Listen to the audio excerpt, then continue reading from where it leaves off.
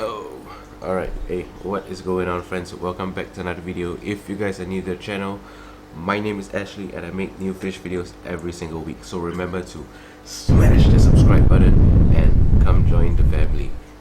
Alright, so today's video I'm gonna try something completely different, which is usually my videos are quite heavily edited to keep things interesting, but this week is really busy for me.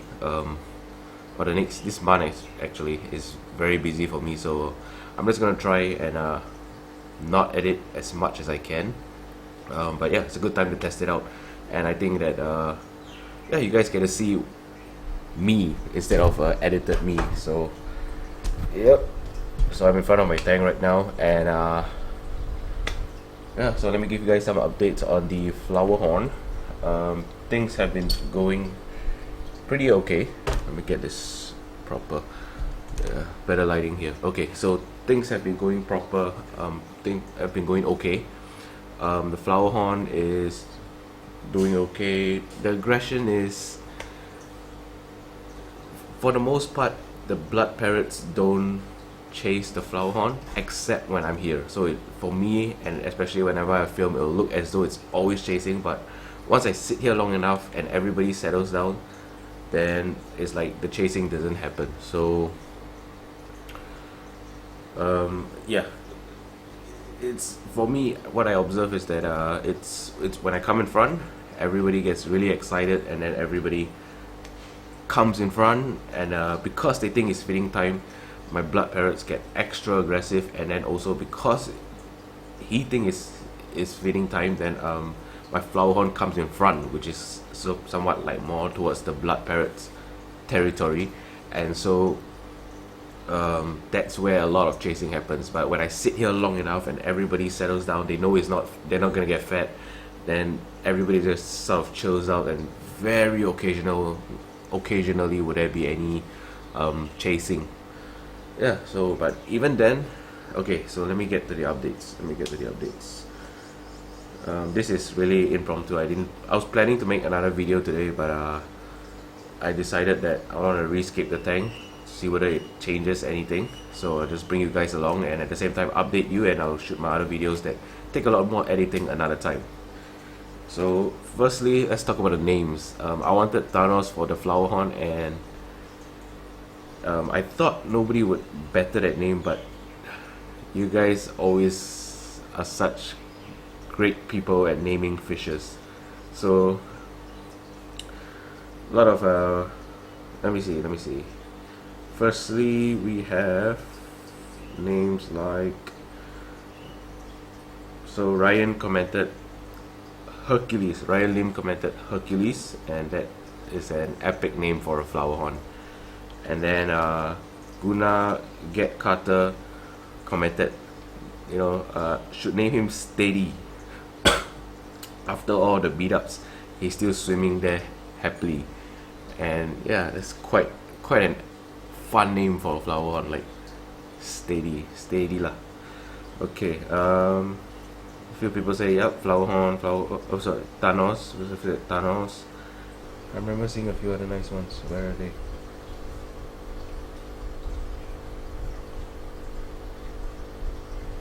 Oh, okay. No. Here. Somebody wanted the Flowerhorn to be named after him. Daniru. I don't think I'll do that, but that's funny. Someone said name it Smash, and yeah, smash the subscribe button. Well, that would be pretty funny, and he could be the channel mascot, maybe. Yeah, so I can't decide. And then someone said name it Frank. So if you know who Frank is, then you know who Frank is. King of DIY. But no, I'm not gonna name him Frank. All right. Yeah. Anyway, I haven't really decided. So just gonna rescape the tank and hopefully bring the aggression down. So you can see it's quite okay now, because I've been sitting here for a while. It's toned down. So the Flowerhorn is over at this corner, and yeah, I haven't really thought about what I'm going to be doing to the scape yet. I'm thinking this cave right over here, I'm gonna shift it, move it somewhere towards the back middle, and trying to make this driftwood here a little more horizontal. I know some people say take out the driftwood. For now it's okay. Eventually either the tank is gonna upgrade or I'm gonna have to take out the driftwood before I upgrade the tank. But yep. Oh, and for the comments, as expected, there were a couple of comments about the combination that I'm having right now, and yeah, as expected. I haven't found any comment that hasn't told me anything that I've already considered. So nothing new, expected, and yeah. But for the most part, I think most of you guys are on board, and I just want to say that when we read stuff off the internet, or whether it's like knowledge being passed around, I think it's very important, especially in the aquarium fish keeping hobby, that we differentiate two types of information. And one is that is very biological and almost we can call it factual, and the other is more social. So when we talk about the social behaviors of fishes, it's very hard to put rules to it, and that's where the internet or anywhere else that you read is a good starting point. It's not a good ending point. So it's a good place where beginners go, where you don't know anything and you get information using these words. But yeah, you don't take it as though it's truth, and then you tell someone who is doing it that you can't do it because this place that you can't. Rather, it's someone that if you don't know anything, you're gonna read it and then take it for what it is. Of course, when it comes to biological, you can't escape. Like fish needs water, they need water. And if a fish is going to grow to X amount of size, then you need at least X amount of size tank. And of course, when we talk about how much it actually needs, then that becomes a little bit more subjective. But when we come to fishes' behavior and social behaviors, then that's where I say it is very subjective, and we cannot treat fishes like they are softwares or toys. Like when it comes to compatibility, if you need a Windows 10 to run a software, Windows XP or Windows 98, it's not going to cut it. But when it comes to fishes, they have their own agency, and especially as they get bigger and somewhat the more intelligent fishes, they exude more individual personality, so it's very hard to narrow it down. Alright, enough rambling. Okay, so hope you guys don't mind that I'm shirtless, because I plan to be rescaping the tank, and usually I just skip the whole rescaping part and like put it on time lapse. But yeah, like I said, today's a different video. You guys are gonna come along and I don't even know what I'm gonna do, so let me put you guys into an interesting spot that you can observe what is going on. I think this works.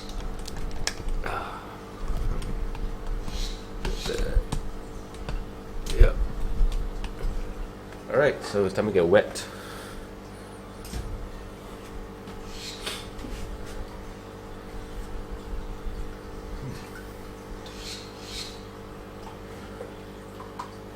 So you can see they're all really excited because I haven't. Oh, okay, that was epic. They're really excited because I haven't fed them, and yeah, I just got bitten. Okay, a little hungry.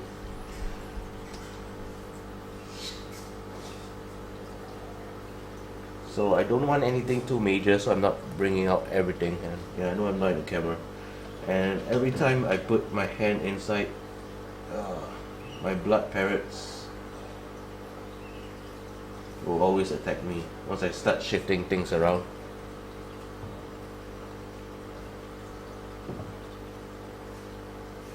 Okay, a little scared.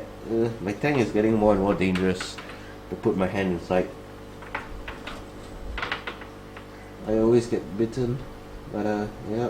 Tom, please, sorry.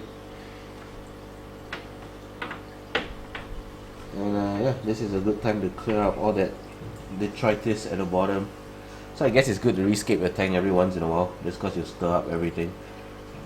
And oh no, I'm supposed to put this here. Yeah, and just keep things fresh and interesting for yourself and for your fishes And yeah, oh, I forgot to thank the person who commented, who gave me this idea. Like, I sort of know, but I completely forgot it. Yeah, just rescape the tank. And what that does is that it changes the layout, and then basically any fish that was in there previously that built up their territory, they sort of lose the territory because the place looks like a different place altogether.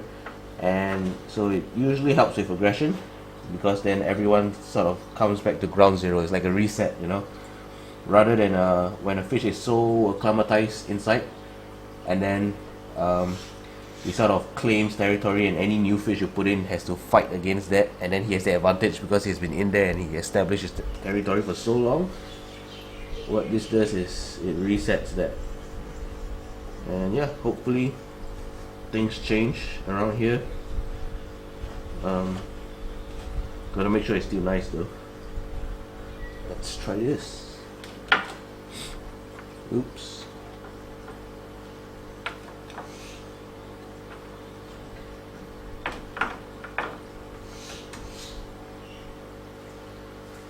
But yeah, nothing major. If it's major, I'll have to like take everything out of the tank. Oh, my tiger bobs are biting me as well.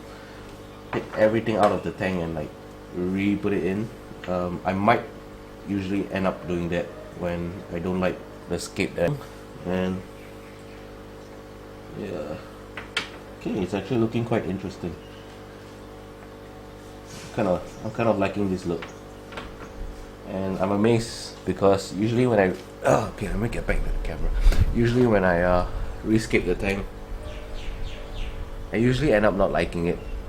And then, so although I always tell myself it's going to be a small rescape, I usually end up redoing the whole thing over and over and over again, and it takes hours, and it ends up becoming a major one. And sometimes I take out my other driftwood and try to put it back in, and then I take this one out. So this is the first time you guys see me trying to rescape. And yeah, I am not in a... Oh, check out the Flowerhorn. Can you guys see him? It's down there. Yep. Doing his thing. He looks happy. Right. Well, it looks pretty cool, but I'm not sure it's different enough yet. Yeah, a little bit of aggression going on. Make sure you guys can see the side. There we go. Oops. Okay, that's better. Yeah, I kind of like this look. Nothing major. I'm probably still gonna shift a few things around. Let me see. Maybe we could. Oh, okay. I know. We'll get this to come over here. There we go. That looks nice. A little bit of a gap there though. Move this here. Maybe.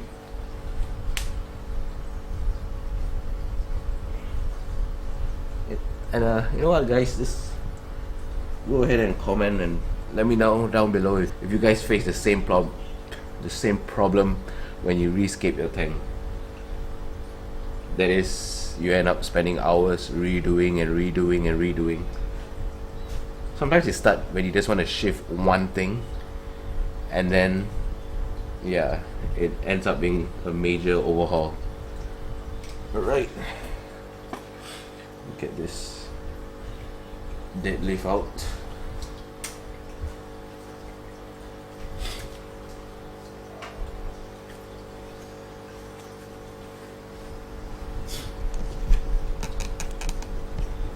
So let's get this out. Yeah, so basically you guys can see I shifted. Let me get back into the screen. I shifted driftwood over here. I turn it around. It's a different look. It looks really nice actually, and oh, it looks better than before, to be honest. But I'm not sure this is enough to deal with. Yeah, there's still aggression going on. Um,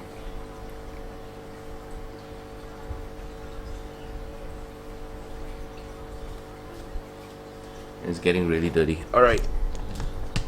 Maybe I'll just make a few more changes.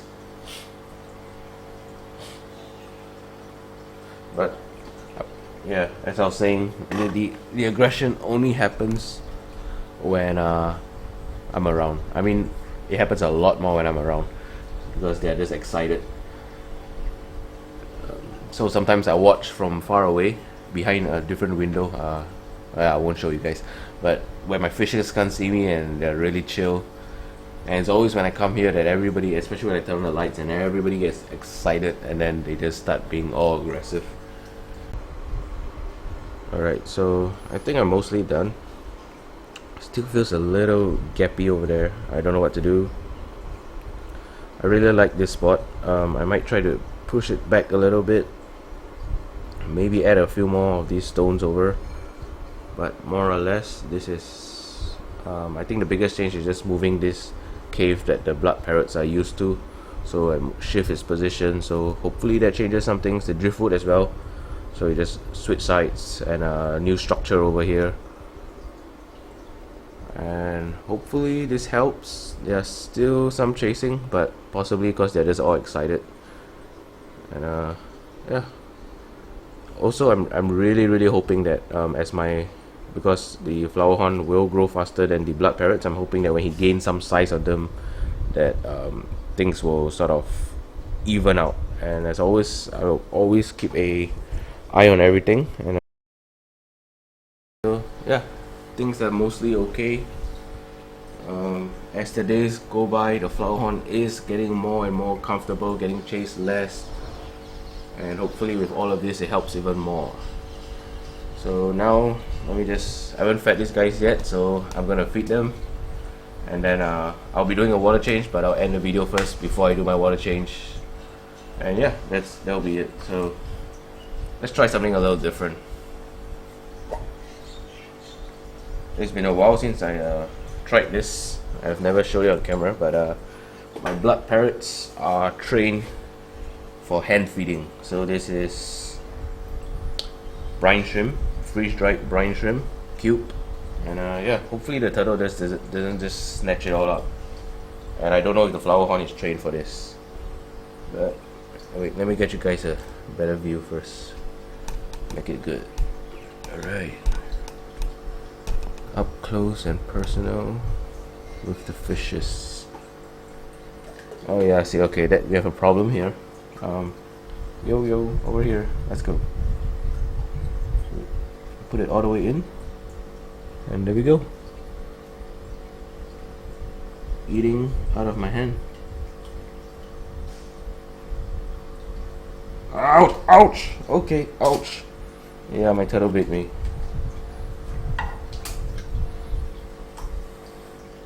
Well, I guess that just makes everything more interesting.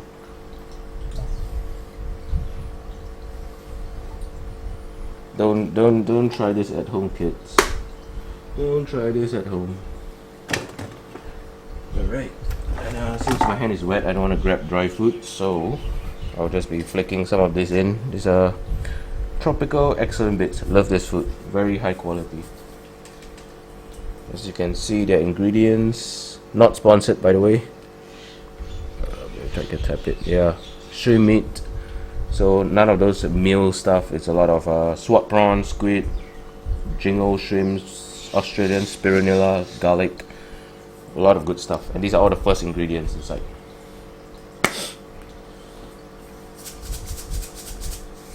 So a couple of that in. Tiger Bobs will love it. And yeah, let's feed the turtle that just bit me. Give him a couple of hickory turtle sticks. Gotta get the camera up though. There we go.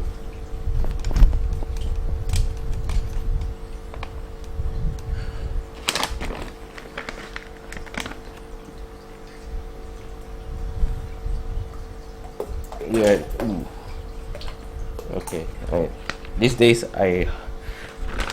let me just put this back down.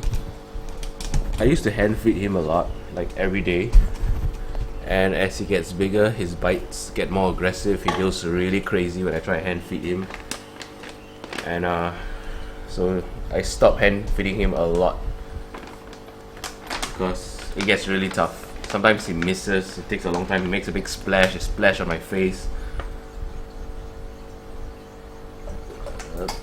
You see, he can't even aim properly, he's aiming for my hand. Okay. It's crazy, and yeah, I think he missed it anyway. And the blood parrots took the food. Interesting. Come on, buddy. Yep, he's cute. Yeah, there we go. Crazy. Okay, I'm just gonna drop it in.